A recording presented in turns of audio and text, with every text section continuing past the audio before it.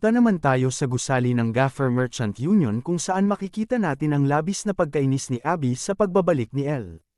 Kaya siya ay napahampas ng kanyang kamay sa lamesa at nasabi kay Elle kung bakit malakas pa rin ang loob nito kahit na wala man lang siyang dalang magandang balita. Kaya sinagot naman siya ni Elle na ang mga nangyari ay biglaan, at isang himala nga ang nakalabas sila ng nabubuhay. Kaya pag-alit namang natanong ni Abby kung bakit niya pa pinili ang ganoong misyon. Habang lumilipad naman ang mga papel sa paligid, nasabi ni Elle na hindi niya masasabing babawi siya dito, ngunit papalawakin niya ng kaunti ang entablado. Natanong naman ni Abby kung ano ang kanyang pinagsasabi. Bigla namang nasabi ni Elle na si Minor, na target ng mga tagasunod ng Black Magician ay sumali sa kanilang party, na ikinabigla naman ni Abby.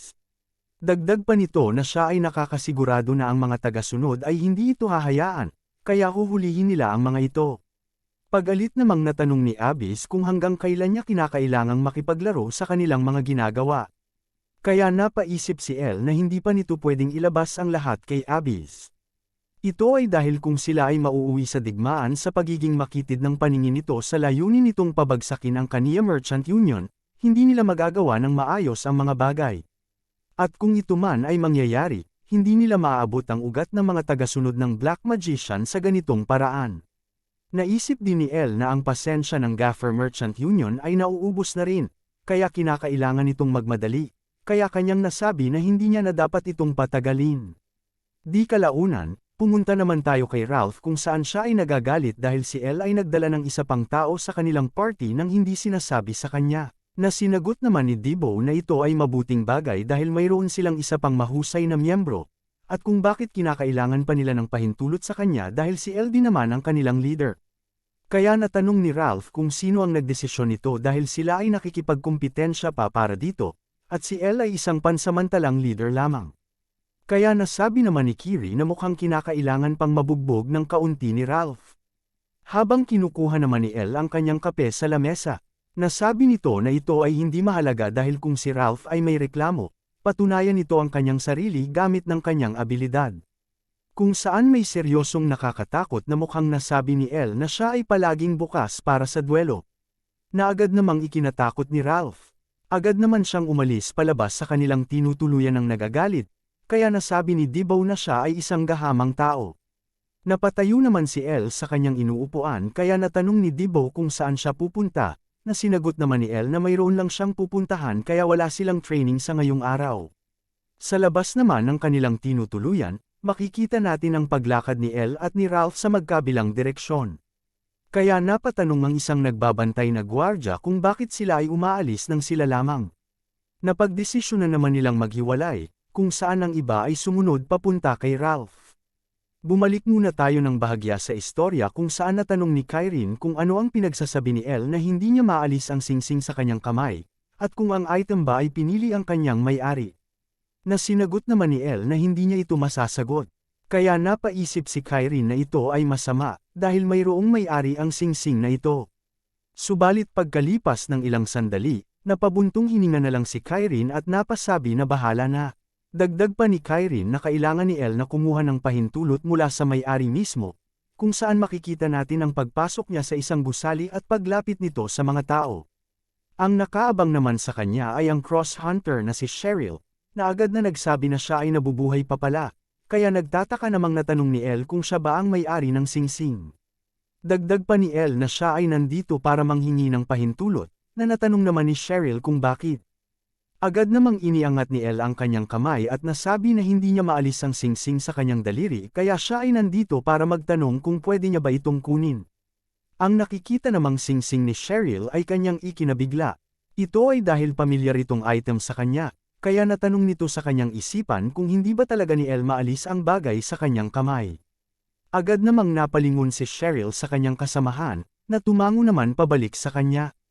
Kaya nasabi ni Cheryl kay Elle na hindi niya ito maibibigay sa kanya sa ngayon dahil wala dito ang totoong may-ari.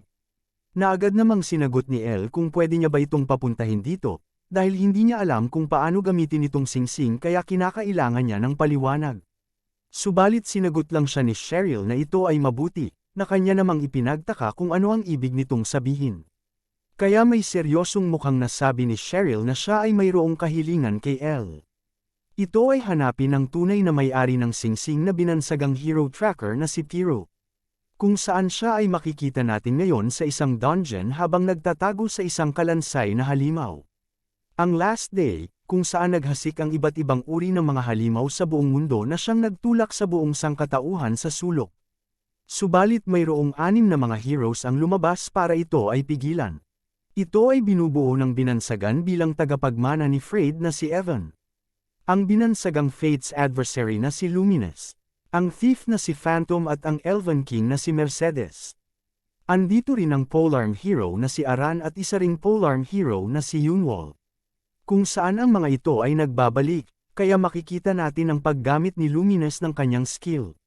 Na agad namang tumama sa mga halimaw na agad nilang ikinamatay. Itong lahat ay nakita ng mga tao, kung saan nanlaki ang kanilang mga mata sa kanilang nasisilayan. Ito ay dahil sa ipinakita ng mga heroes na napakatinding kapangyarihan na agad na umubos sa lahat ng mga halimaw.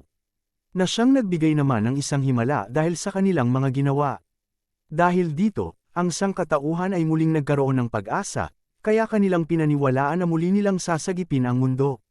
Gayunpaman, hindi nila nalalaman na ang kapangyarihan ng 6 na mga heroes na nagawang makabangon sa kanilang pagkakakulong ay hindi matatag. Ito ay dahil 800 taon na ang nakakaraan sa kanilang laban sa Black Magician. Ang kanilang mga kagamitan ay nawala sa biyak ng panahon. At sa ilang kadahilanan, ang mga item na ito ay matatagpuan ngayon sa iba't ibang gate. Subalit ang association ay hindi nakapatigil ng sapat na oras para mabawi ng mga heroes ang kanilang kapangyarihan. Kaya kinakailangan itong magbago sa pagkakataong ito. Ngayon ay kailangan nilang bigyan ng association ng matitibay na mga shields para maitulak pabalik ang mga kalaban. At sila naman ni El ay magiging pain para akitin ang mga tagasunod ng Black Magician. Kung saan ang iba't ibang puwersa sa mundo ng Maple ay magsasama-sama para gumawa ng malakas na alyansa. At sa pagkakataong ito ay magbabago ng kasaysayan kung saan ngayon ang sangkatauhan ay ang magwawagi laban sa kasamaan. Bumalik naman tayo sa kasalukuyan. Habang may malaking ngiting nasasabi ni Debo na ang kanyang nakikitang tanawin ay napakaganda. Kung saan makikita natin ngayon ang party ni El na nasa isang malawak na lugar na mayroong maraming nakasalansan na mga malalaking bato. Napaisip naman si El kung ito ba ay nandito sa parteng ito. Nang may bigla na lang siyang ipinalabas na mga kulay asul na bagay at nagsabi sa kanyang mga kasamahan na ito ay kanilang ilagay sa kanilang mga katawan. Natanong naman ni Debo kung ano ito. Di kalaunan ay agad naman itong idinikit ni Debo, na agad namang lumiwanag sa sandaling ito ay makahawak sa kanyang katawan. Kasunod nito ay ang paglabas ng kulay asul na usok sa paligid, kaya nababahalang natanong ni Debo kung ano itong mga bagay. Unti-unti namang may mga bagay na hindi nila nakikita noon ang lumalabas dahil dito. Kabilang na dito ang isang kulay orange na gate na malapit sa kanila. Kaya napasabi si Debo na ito ay wala dito nito lamang. At natanong nito kung ito ba ay isang salamangka. Namamangha namang nasabi ni Miner na kung hindi sa bagay na ibinigay ni El ay hindi nila makikita ang nakatagong gate. Naisip naman ni El na ang may-ari ng kanyang singsing ay ang hero tracker na nalaman kung papaanong mahanap ang mga hero items. Kaya habang tinitingnan nito ang singsing, natanong niya kung ibig ba nitong sabihin, ito ay item ng isang hero. Kaya agad siyang napasabi na siya ay kanilang ililigtas, kung saan makikita natin ang pagpapatuloy ni El sa loob ng gate kasama ng kanyang party. May makikita naman tayong isang malawak at malaking dungeon, kung saan pagkalipas ng ilang sandali ay ang pagliliwanag ng orange na gate. Ito ay ang pagpasok ng party ni El sa ikalawang gate, kaya nasabi ni Debo na nagawa nilang maklear ang unang gate ng 3 oras lamang kaya ito ay bago nilang record. Dagdag pa nito na ito ay madali lang, dahil ang mga halimaw dito na mga fireboars ay sisiw lamang para sa kanila. Subalit pinagsabihan lang siya ni Kiri na punasan muna nito ang mga abo sa kanyang mukha bago siya magsalita. Namamangha namang nasabi ni Miner na ito ay nakakagulat dahil si Debo ay isang first circle lamang ng nito lang. Kaya may lakas na loob namang nasabi ni Debo na ito ay dahil siya ay isang genius. At sa puntong ito ay hindi na magtatagal bago niya marating ang 3rd o 4th circle. Subalit naiinis lang na nasabi ni Ralph na si Debo ay mukhang excited dito. Na sinagot naman ni Debo kung bakit at kung siya ba ay natatakot. Bigla namang nasabi ni El na huwag siyang magmadali dahil hindi gaya ng iniisip ng karamihan sa mga tao. Ang pagsi-circle up ng mabilis ay hindi mabuting bagay. Kaya natanong nila kung bakit. Pinaliwanag naman ni Elle na ang pagsi-circle up ay nangangahulugan na ang lahat ng kanilang mga stats ay mabilis na mababago, at kung ito ay patuloy na mangyayari sa maliit na oras, magdudulot ito ng malaking pinsala sa kanilang katawan at magiging hadlang sa kanilang pag-circle up. Kaya kinakailangan nilang panatilihin ang balanse sa pagitan ng pag-aaral at kapabilidad ng kanilang katawan. Natanong naman ni Debo kay Elle kung hindi ba siya ay nag-circle up ng 2 beses nito lamang at ito ay napakabilis din. Nasinagot naman ni Elle na ito ay dahil wala siyang pagpipilian noon, at mas mabuti sana kung may 2 buwan siyang pagitan sa mga ito. Napaisip naman si Minor na pinapatunog ni Elle na parang siya ay makakapag-circle up lang ng kahit anong oras. Naisip naman ni Elle na bago ng kanyang pagbabalik, hindi siya makalampas sa 7th circle at ang lahat lang ng mga delikadong sitwasyon ay ang nagtulak sa kanya para mag-circle up. At ang katotohanan, ito ay nangyari ng sobrang bilis kaya ito ay nagpahinto sa kanya para patuloy na mag-improve. Kaya habang pinipiga niya ang kanyang kamay, nasabi nito na dahil nalalaman niya ngayon ang hinaharap. Hindi siya maaaring tumigil na lang sa 6th circle at kinakailangan nitong mag-circle up sa mga mahahalagang oras para maabot ang 7th o di kaya ay 8th circle. Bigla namang nasabi ni Kiri na sila ay nakarating dito ng napakabilis kaya baka marahil hindi nila namalayan ang kanilang hinahanap na tao sa unang gate. Habang may kinukuha naman si Elle na bagay sa kanyang sisidlan, nasabi nito na huwag siyang mag-alala. Kung saan habang suot-suot niya ang penetration monocle, nasabi nito na ito ay dahil nagawa niyang masuri ang buong unang gate. Natanong naman ni Debo kung tunay niya ba itong makikita gamit lamang nito. Nasinagot naman ni Elle ng oo hanggat hindi pa sila namamatay. Bigla namang may napansin si Elle gamit ng kanyang monocle, kaya nasabi nito na daan-daan o marahil aabot sa 1,000 ang kanilang mga bisita. Kaya napatanong naman si Debo kung ano ang ibig nitong sabihin, nang bigla na lang may napansin silang mga paparating. Na ikinagulat naman at ikinabahala ni Debo kaya siya ay agad na napalingon. Nakita naman nito ang mga kalansay na mayroong mga dalang sandata na mabilis na sumusugod papunta sa kanila. At dahil sa dami ng mga halimaw, napagpasyahan ng buong party na sila ay kaagad na tumakbo. Napamura at napasabi naman si Minor na ang kanyang mga bala ay hindi tumatalab sa mga kalansay. Nasabi naman ni Kiri na una ay zombie at ngayon ay mga kalansay naman. Kaya itong lahat na lang ba ang kanilang kakalabanin simula ngayon? Naiinis namang nasabi ni Ralph na wala siyang pagpipilian. Nang bigla na lang may sumigaw ng napakalakas na silang lahat ay yumuko. Kung saan agad na nag-activate ang mga patibong ng dungeon, na nagpalabas naman ang mga palaso na agad na tumama sa mga humahabol na mga kalansay. Agad namang iniangat ng lalaki ang switch, na naging dahilan ng biglaang pagkawala ng balanse ng mga kalansay. Ito ay dahil sa bigla na lang ding pag-angat ng tulay dahil sa inactivate na switch ng lalaki, na siyang naging dahilan ng pagkahulog ng mga kalansay papunta sa ibaba ng dungeon. Dahil naman sa suot ni Elle na penetration monocle, natanong ng lalaking lumapit sa kanila kung siya ba ay kabilang sa cross hunter. Dagdag pa nito na buti na lang sila ay nandito at kailangan nilang magmadali, na umagaw naman ang pansin nila ni Elle. Ito ay dahil ang lalaking ito na si Piro, na binansagan bilang hero tracker, ay labis na nagugutom kaya siya ay agad na nanghingi ng makakain. Nang bigla na lang siyang nahimatay at agad na natumba sa harap ni Elle at Debo, na kanila namang ipinagtaka. Pagkalipas ng ilang oras sa dungeon, nasabi ni Piro na naging pamilyar na sa kanya ang lugar na ito simula nang siya ay mapadpad dito, kaya alam na nito ang mga galaw ng mga kalansay at kung nasaan ang mga patibong. Dagdag pa nito habang hawak-hawak ang kanyang charm, na siya din naman ay may tiwala sa kanyang infiltration skills. Nasabi din niya na ang kanyang naging problema ay ang pagkain dahil ito ay naubos 5 araw na ang nakalipas at wala din siyang maaring hulihin na makakain na halimaw dito. Agad naman itong ginamit ang kanyang charm habang sila ay nagpapatuloy kung saan ito ay naglikha ng ilusyon ng isang pader ng dungeon sa kanilang dinaanang lagusan, kaya nasabi ni Debo na ito ay napakaastig. Habang patuloy namang nagsasalita si Piro, bigla na lang nasabi ni Elle na mayroon siyang pabor na hihilingin sa kanya. Kaya natanong ni Piro habang patuloy na lumalamon, na kung ano ito, subalit nasabi na lang ni Elle na tapusin na lang muna nito ang kanyang kinakain. Natutuwa namang nasabi ni Minor na ito ay mabuti, ito ay dahil nahanap na nila ang exit gate at walang boss na halimaw ang kailangan nilang patayin, kaya kinakailangan na lang nilang lumabas. Agad namang nilunok ni Piro ang kanyang kinakain at napasabi na mayroong siyang pabor na hihilingin sa kanila. Naumagaw naman ang pansin ni Dibo at ni Minor kaya natanong nila kung ano ito. Bigla namang napayuko si Piro at nagpakiusap sa kanila na silang lahat ay kanyang maging bantay ng 3 araw. Ito ay dahil mayroon siyang hinahanap na item, at kung siya ay aalis ng ganito na lamang, ang kanyang mga kaibigan ay namatay lamang para sa wala. Dagdag pa nito na gusto niyang magpatuloy sa paglalakbay sa gate, subalit hindi siya magaling sa pakikipaglaban kaya ito ay magiging mahirap nang siya lamang mag-isa. Kaya habang patuloy na nakayuko, nasabi nito na kinakailangan niya ng kanilang tulong. Dagdag pa nito na sisiguraduhin niyang mahahanap niya ito ng 3 araw at magbibigay din siya sa kanila ng gantimpala para dito.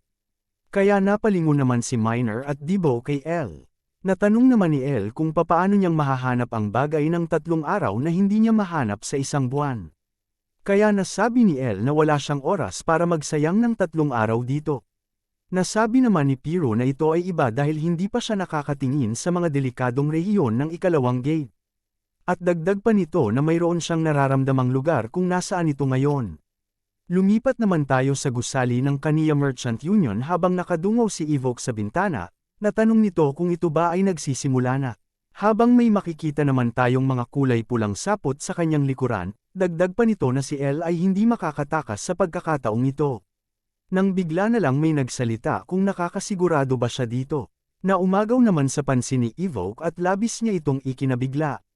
Agad naman siyang napalingon at napatanong kung sino ito. Subalit nanlaki ang kanyang mga mata sa takot dahil sa kanyang nakikita.